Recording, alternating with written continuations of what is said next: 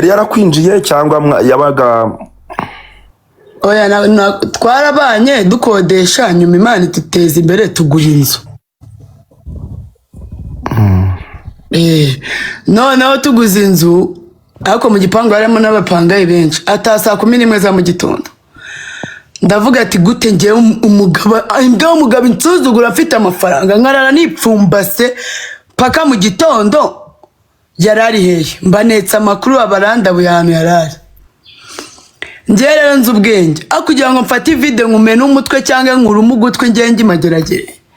Nahise ngenda ndeba agatipe keza we Yesu mwami we. Ahiyo koko Lukumani we ngwirano. Ako gatipe kari keza pe bakitaga Lukumani. Na gastari nyine nagahanzi kakira kana gatonya keza kabisa wala nanjye nagiye mu kubita cy'umutwe. Gafite n'amafaranga. Ubwo mba mwambitse imyenda ya Stone. Ariko impamvu nakambitse imyenda ya Stone ninjye wari warayimuguriye. Mba mukubisemo ikote ryiza icyo gihe narariguze 80 sinzaryibagirwa ry'icyatsi. Mukubitamo ikabutura ya pinki twarayiguze 35 nziza nyine Stone namuhaye ubuzima bwiza kuko umwenda wose wabaga ugezweho narawumuguriraga kuko icyo gihe nari mfite amafaranga. Ubwo maze kubimwambika rero mba musohokanye ahantu Stone abyinira yambaye imyenda. Yego. Mba musohokanye ahantu Stone abyinira yambaye imyenda ye. Urumva?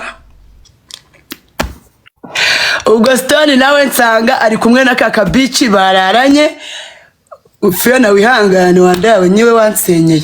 Ubwo uwo mukobwa bamwitaga Fiona ari kumwe na Stone bakundanye. Ubwo nanjye mbanzanye umutipe mwiza yambaye ya myenda ya Stone. Tuba twicaye imbere kuri stage twari dufite 600 kuri momo sinzabyibagirwa. Nje n'uwo mutipe nyine amwita Lukumani. Ubwo ba Stone babagiye kuri stage yahabanjije urumva nari nagiye mu rwego rwo kujya mu babazi. Mbanumije amakaziye 3 ya Heineken numiza n'inkoke 5. Sinzabyo icyo gihe akabari kose naragasindishije. Ewana umuhungu ugiye kuri stage ngamusangaho ngamubyinisha kugira ngo mbabaze Stone ngamufesta amafaranga menshi. Stone yajyaho simuhe n'igihumbi. Ubwo rero babyita mama pirika ndi kubagira inama kuntu muzajya mubabaza abagabo banyu mu gihe babaciye inyuma kugira babajye kubaruma amatwi kuntu muzajya mubigenza. Ubwo ndangije haba hagiyeho umutipe bita Eric kuri stage. Ubwo naye nambaye akajipo k'akamini ndazamuka njya kumubyinisha. Ngiye kumubyinisha abaranteruye kumbi twari twicaye imbere ya stage kuko stage yari iri hejuru twe turi hasi. Wa mutipe bwari uri kuneta wari wambaye imyenda ya Stone abarababaye. Eric barambyinishije abaranteruye mpokira ikanzi bizamutse mu birere kandi na kariso nari nambaye. Jesse ndarambara kariso. Jesse ndarambara kariso kuko Jesse ngundi kariso rambagame. Ubwo mba ndababaye ndambwira ati man uri umugome gutunyambitse ubusa kandi wabyumvaga ko na kariso nambaye. Kuko numva narabimubwiraga araneruye nkazamwongora haverika kunzamura nago nambaye kariso arakomeza atiriza. Ndamubwira ati wallahi ibi bintu ngore ndabikwishyura wakinyendaro abantu mwari muhari muzaro muri comment ndamubwira ndabikwishyura. Eric ajya ngo ndamubeshya. Ubwo Eric abagiyeho we na Stone na Rejo bajya kubyina kuri stage. Bajya kubyina bambaye imyenda ngumwe ngo Stone yari yabaye ngo Rayon Sport ngo Eric yabaye Kiyovu ngo Rejo yabaye APR. Bajya bigizemo amakipe nyine kuko Stone yabonaga ko mfite amafaranga menshi kandi ndimo ndafelista abo bahungu we si mu felicite. Ubwo bakajya gukina ibyo bintu by'amakipe yabonaga ko agasanduku kabareyo kuko icyo gihe nari umureyo nafanaga ngiye nkunda Reyo ndi umureyo Sport ubundi na papa wanjye no umureyo Sport ngiye ndi umureyo nkunda bareyo. Ubwo babaye umureyo kujya mu amafaranga undi ababaye APR bagenda bambaye amakabutura y'amakipe. Ndangije rero nanjye wa mutipe kuntu yari yambabaje akanyambika ubusa cunga arebye inyuma mpita mbumanura ikabutura yambaye ijezi kumbi yambaye ijezi atashyizemo box ayo si amakosa yanjye kumbi ndagasilamu urumva ari agasilamu kandi turi mu kabari nyine mu mbaga y'abantu benshi. Urumva ngiye namanuye kuko yari yanzamuye yerekanye ikibuno cyanjye nta kariso nambaye, nanjye naramwishyuye mba ndamanuye ikabutura. Manuye ikabutura ntabwo yari yambaye box. No kumbi nta nubwo asilamu. Akabari kose ati burya Eric ni agasilamu. Ubwo abavuye kuri stage yiruka ajya muri vestiaire, ubwo Stone kubera umujinya koko nari nasohokanye undi muhungu yambaye imyenda ya Stone. Ubwo Stone ababwiye Eric ati man iriya bitch igenda ikubita rino vide. Ubwo Stone abafashe vide abarihereje Eric. Eric baraje, ubwo nari nicaye turi kunywa amayoga nyine, urumva ibyo byanarangiye bavuye kuri stage. Man yankubise icupa rya Amstel ririmo inzoga ridapfumutse, ngira ngo ni igisasu kinguyeho. Dore nagize ngo mpfumuye imanga bro, yohereje vide riraza rikubitamo hano mu gahanga. Ubwo rikubise mu gahanga akaba ari kose abantu bose bariruka. Amaraso yaradudubizaga kuko nari imeze nka robine, umuntu wese yambaraga yagira ngo bagubise igisasu mu gahanga wagira ngo ni ikibombe. Noneho urabona nk'urabakase ugutwi ntago yabyumvaga. Iyo bagukubise ikintu cya danje nyine kigakora mu bwonko bye ntago byumva, kubera ko amaraso abagishyushye. Nagiye kubona nkabona abantu barimo baraguruka mu kabari, nkahindukira ase ko muri kwirukanka byagenze gute. Kumbi ndimo ndadavirirana mu gahanga, robine amaraso akubita mu gahanga. Noneho mu guhindukira gutya kuri stage amaraso aragenda akubita ku kibambasi cya stage. Nibwo nahise mbona mba nikoze mu gahanga, mba mbonye ndi kuva amaraso. Nari nambaye agashati k'umweru, mu izina rya Yesu mbonye ishati yose sororwa Tom, kandi nari nambaye agashati k'umweru ngo nambaye neza. Ubwo twari tuvuye kurya amahene nge n'uwo muhungu, nambaye agashati k'umweru n'akajipo k'agakoboyi n'udukweto tw'agataro nigize inkumi. Sheri Yesu umwami. Ubwonko bw'ababawonsa bati se bigenze gute ko abantu bashize mu kabari ati Jessica arapfuye ati Eric na Stone bamuteye vide. Ubwonko bwa Reja arabacicishije baba barirukanse, baba barahunze, banaye mu kibazo. Nasigaye mu kabari nicaye kuri stage ninjye nyine, umuntu mfasha ari wa muhungu twari twasohokanye, umwana wambaye imyenda ya Stone. Noneho njyewe yatinyaga kumvugisha ndeba kuko nari mfite urwobo mano muganga, amaraso ari maraza nka robine. Nkamubwiye se mani kuri kureba hirya ngo mani ngo uri murapfa ngo tugende kwa muganga. Nkamubwiye nta kibazo mfite mani bigenze gute, ngo ba Stone bagukubise vide barirukanse. Sheri nahise nkuzamukira kuri polisi kuri station ya Kimisagara, ndavuga ati munabare abantu baranyishe, dore bangubise vide kandi dore ngabara bari kuzamuka umuhanda n'amaguru, mugende mubafate. Kuri polisi rero ntago bakwakira uri kududubizanya amaraso, barakubwira ati banza ujye kwa muganga, ikiregura kizana nyuma. Nje njya kuburanya rero n'abafandi, ndababwira ati ntago nabyemera. Polisi ndi kukubwira umuntu nkubise nguri ari kuzamuka hariya, wowe uri kumbwira ngo ntago ngo mbanze njye kwa muganga. Muramufata gute karaba yarenze? Abapolisi banga kumfasha. Ngo bagufasha uri muravirirana, babonaga ngiye gupfa. Kandi munagiye gupfa ntago bari kubyumva. Numva nangiye kugira imbeho, nangiye gukonja. Ubwo urukumana abona byakomeye, abona nananiranye, nanze kujya kwa muganga, nakunguye nanjye ndinshinze. Ubwo babahamagaye mukuru wanjye ati Jessica arapfuye muze. Muri umuntu mama baje yirukanka, babankize kuri moto, tuba tugiye kwa Nyiranuma. Baba barandoze, babamaye transfer vuba ijya Shashika.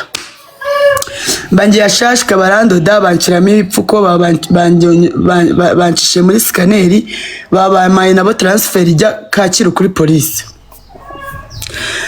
Ubwo ewan ifoto byonyine ukireba ifoto wabonaga ari isasu bangubise mu gahanga. Ubwo mba nsubiye rero handi kuri station, noneho nanapfutswe. Ubwo urumva noneho Stone twari twanashwanye mufite n'umujinya w'indaba ari gukundana bita Fiona. nagiye nababaye nakunguye ndavuga ati ngiye n'umugabo tubanye imyaka 4 niwe warunyishe dore yamfatanyije n'inshuti ze mpita nanga ikirego direct vuba vuba abapolisi icyo mbakundira muri mbangukira gutabara umva iyo umuntu abaganye muhita mutabara ikibazo cy'Imana igikomeza ibahezagize ikomeza ibicaze muri ibyo biro murakagurirwa inka 20 murakanywa amata nimukanywa inzoga afanda ati mukobwa wanjye ati ye baba datawe ati zingegera nuko zikugize ati yego imbobo zibazicikiye kwande kwa Kesha mu biryogo nako hari ya igikondo n'umukobwa bita mama Muna uwo ngo Eric nari nambuye ubusa yakundanaga nawe bagiye kwihishayo ubwo undi nawe aza mu magurupe byakomeye arimo aranekaneka uko bimeze ubwo nanjye niko ndi kwirukanka kuri polisi ubwo kuri polisi barambwira ati wagenda wicarire utuze tuzabafata one day nta kibazo ubwo bababohereje abantu ba mbere bajya kureba bagiye kurasanga ni Rejo wenyine wagiye kubyina Stone ntago yaje na Eric haje Rejo gusa baragiye kwisha kwa Kesha habera imbobo abarajyanguriye imbuto akazaza kunyisurishwa ambwira ngo atwite Eric ngo shango baracitse ngatwiteri wa muntu zaka kwegera kubwira ngo pole wa muntu zaka gukorogera gasosi akagutamika ibinini uwo niwe mwanzi wawe aba yaraje kukuneka ngamenye ngo wagwani bimeze gute iperereza rigeze he umwana w'umugore akambwira uburyo atwitiye Eric ndayamezane bikiye ati mbabara uzababarire nanjye ndi indyarya narabwiye ati ngiye nabaye imfubyi mfite imyaka 12 ndi imbobo ngiye ntago waza kunyigiraho mbirikanyi mpita nkuvumbura direct nahise mubwira ati sha nanjye nta kibazo ndimo kwivuza nyine nubwo bikomeye urumva twe nka Masire ntago tujya dufata mituweli kubera ko bavuga ko mituweli batanga imiti itavura ubundi privé nibwo uhita wirukanka nawe umwana cyangwa urwaye nibwo bahita bakuvuza ugakira imiti ya privé niyo twizera kurusha kwa muganga ha mituweli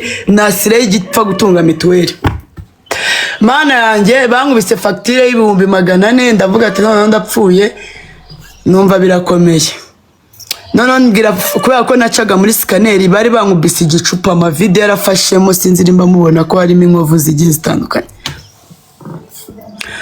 ndavuga ati noneho byakomeye famille nagikomeza kumfasha nimba famille zabo zemera kumfasha naribi ubwo imbobo wengo zibaziramamagaye ngo Jessica ngo tuje kugusura kuko urumva bari bohereje maneko yaje kuneka yumvishe ko nta kibazo baba baje kunsura ngo banzaniye imbuto banzanira ibinyomoro n'amata ariko mwambobo mwe kari cyo Godfather ari kubaburiza gukubita no gufata umuntu ukamukubita urankubita ukenda kunyica ngize ukanzanira imbuto ngo uje kumembura we kumamaze erega bare muraritsa ibyo bisura byanyu imbere yanjye ngo munzaniye imbuto ye baba we nanjye nabafashe video sheri baraza bicara mu ntebe nanjye njyamye mu ntebe mitamfata video mitanohereza fandi ati mbobo zanjye zo diregiti cyokora nkunda ribu y'u Rwanda we murakankora munywa amata nimukanywa inzoga sheri abapolisi 8 bahise baza vuba vuba direct bahita bagota igipangu cyose Stone yicaye ngo ubwo arimo arakora utubuto ngo arimo aradukatana kuma agiye kubona polisi vuba vuba mwese amapingu vuba vuba mitamfata na video ya snap bari kubambika amapingu ariko cyada mitamfata video bari kubambika amapingu bitanoheza muri group imbobo barazifasha baragiye barabafunze ariko kubera ko naye nabikoze kubera nyine like nyine urabona uko umuntu agenda akira nikarusha urumva Papa Stone yaraje nari ndi mu bitaro nari ndwariye mu bitaro araza arandwaza Papa Stone akazanzanira imbuto akanzanira umugati akanzanira amata akanyitaho ndavuga ati se ubundi ndafungisha Stone kandi wabona ubundi bankunda nta kintu byabimariye mpita njya kwaka imbabazi rero ndababwira ati rero ngiye nimba mwemera kumvuza nta kibazo aho kugira ngo meze ndushye famille kandi abantu batanabafunze baravuga ati turagwibumbe 400 naribi ubwo babona Eric barateranya ni wabona Stone baraterateranya ba 400 barishyura bitaro nanga imbabazi njya mu rukiko umva noneho ureye kuntu ndi imbobo